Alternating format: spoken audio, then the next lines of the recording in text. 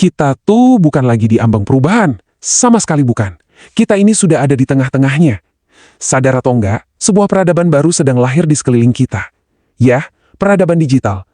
Dan kecepatannya, wah luar biasa. Algoritma, kecerdasan buatan, internet, semua ini bukan lagi cuma sekedar alat. Ini sudah jadi ekosistem baru, tempat kita hidup, bekerja, dan ya bahkan beriman. Dan kelahiran peradaban ini menciptakan sebuah getaran, sebuah ketegangan yang dalam banget, khususnya bagi kita sebagai orang percaya. Nah, pertanyaan yang Anda lihat ini bukan pertanyaan soal aplikasi atau software apa yang harus gereja pakai. Jauh lebih dalam dari itu. Ini pertanyaan eksistensial.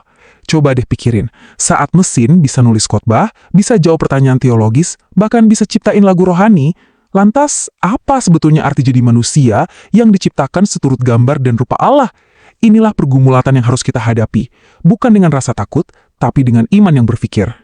Oke, untuk bisa menavigasi medan yang rumit ini, kita akan bedah dalam 4 bagian. Pertama, kita bakal bertanya, era digital ini sebetulnya ancaman atau anugerah sih?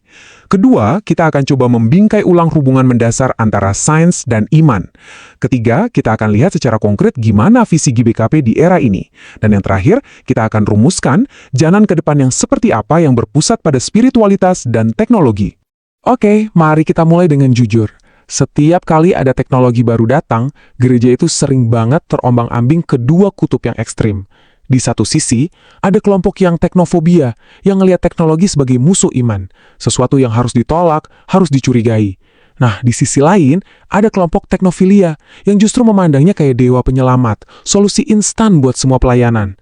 Keduanya ini, meskipun kelihatannya berlawanan, lahir dari akar masalah yang sama, pemahaman teologis yang jujur aja dangkal. Akar masalahnya seringkali datang dari narasi usang yang bilang kalau sains dan iman itu lagi perang. Teolog Alistair McGrath bahkan menyebut model peperangan ini sebagai mitos modern. Kenapa? Karena secara historis itu nggak akurat, dan secara teologis pun keliru. Sains dan iman itu bukan dua petinju di atas ring yang lagi saling pukul.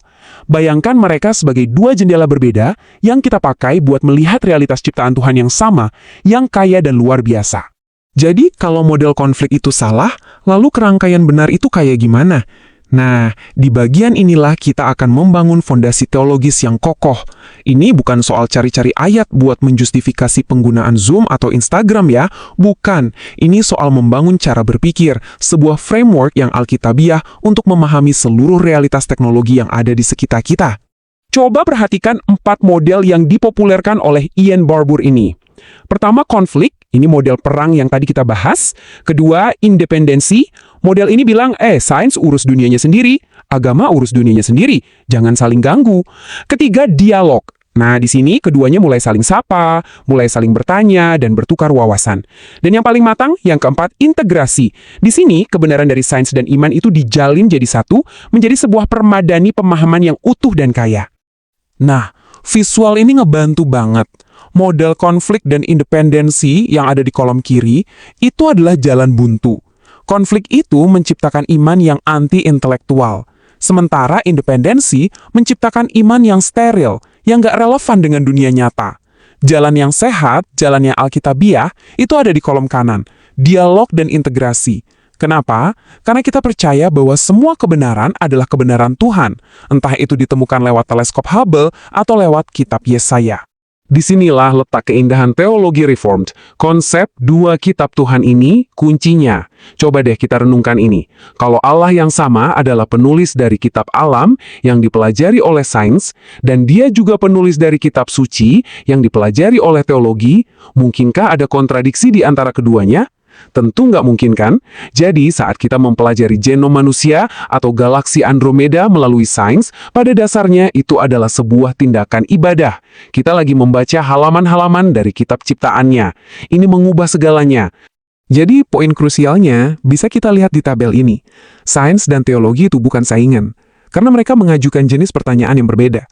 Sains itu bertanya, bagaimana? Bagaimana alam semesta terbentuk? Bagaimana sel bekerja? Fokusnya adalah mekanisme. Sementara teologi di sisi lain bertanya, mengapa? Mengapa semua ini ada?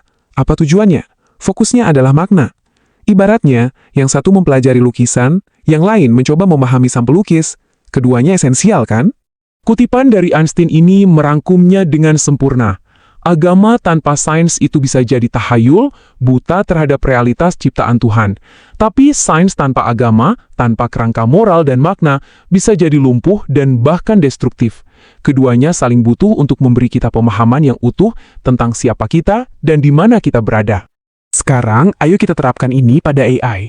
Istilah epistemologis ini sederhananya berarti, ini soal bagaimana kita tahu apa yang kita tahu. Kita harus jernih banget di sini. AI itu mesin pengolah data yang luar biasa canggih. Tapi AI tidak bisa mengenal Tuhan. AI bisa menganalisis teks Yunani dari kitab Roma, tapi ia nggak akan pernah bisa mengalami anugerah pengampunan yang dibicarakan oleh Paulus. AI itu alat bantu studi yang hebat, tapi ia bukan dan tidak akan pernah menjadi pengganti Roh Kudus sebagai sumber terang ilahi. Oke, fondasi teologisnya sudah kita bangun. Sekarang, mari kita lihat gimana kerangka berpikir ini mendarat di dunia nyata. Bagaimana semua ini nyambung dengan visi dan misi sebuah gereja seperti Gereja Batakaro Protestan atau GBKP di tengah-tengah dunia digital. Ini adalah pergeseran cara pandang yang paling fundamental dalam roadmap GBKP 2045. Digitalisasi itu bukan cuma proyek IT buat bikin aplikasi atau streaming ibadah, bukan. Digitalisasi adalah sebuah konsekuensi teologis. Apa artinya? Artinya begini, karena Allah berkarya di dunia yang sekarang sudah serba digital, maka gereja, sebagai bentuk ketaatannya pada misi Allah, harus hadir dan berkarya di sana secara relevan. Ini bukan soal ikut-ikutan tren, ini soal ketaatan misional. Teknologi AI juga memaksa kita bertanya, apa artinya jadi manusia? Ini pertanyaan antropologis. Ada loh gerakan kayak transhumanisme yang ingin mereduksi manusia jadi sekadar mesin biologis yang bisa di-upgrade. Nah, disinilah teologi Kristen dengan doktrin Imago Dei menjadi benteng pertahanan yang paling kokoh. Kita berharga bukan karena kita lebih pintar dari AI, bukan karena kapasitas komputasi kita. Martabat kita itu berakar pada satu fakta agung.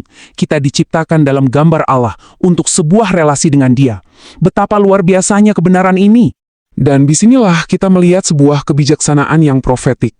Di tengah semua obrolan tentang transformasi digital, GBKP dengan sengaja meletakkan tema relasi dengan Allah sebagai fondasinya untuk tahun 2026. Ini bukan kebetulan.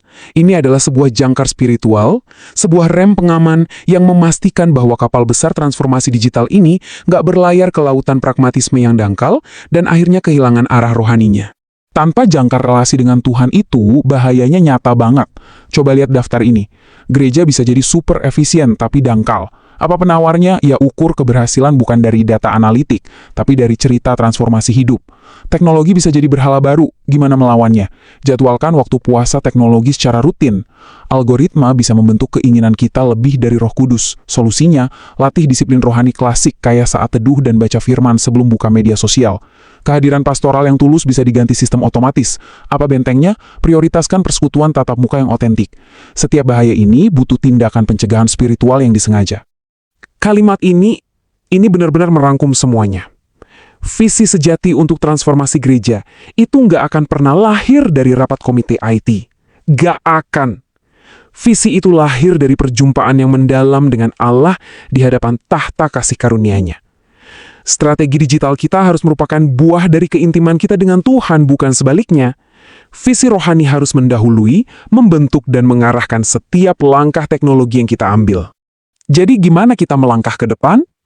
Bagian terakhir ini bukan soal bikin daftar aplikasi yang boleh dan nggak boleh dipakai.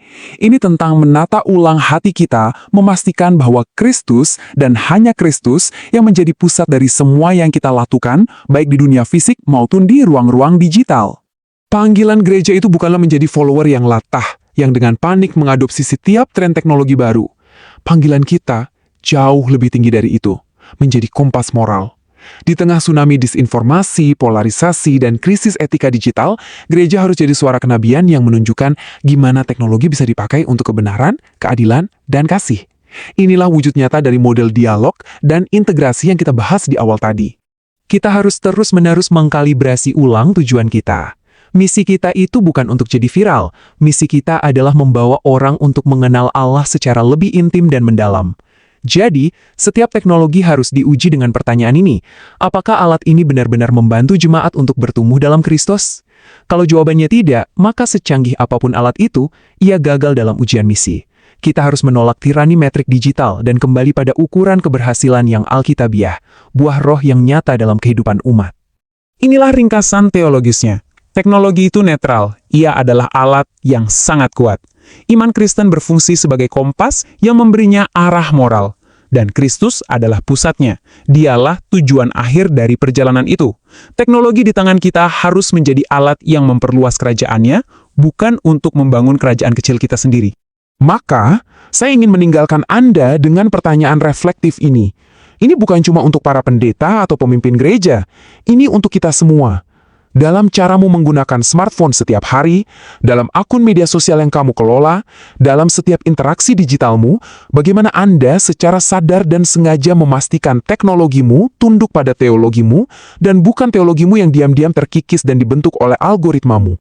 Pergumulan ini tentu saja nggak berhenti sampai di sini.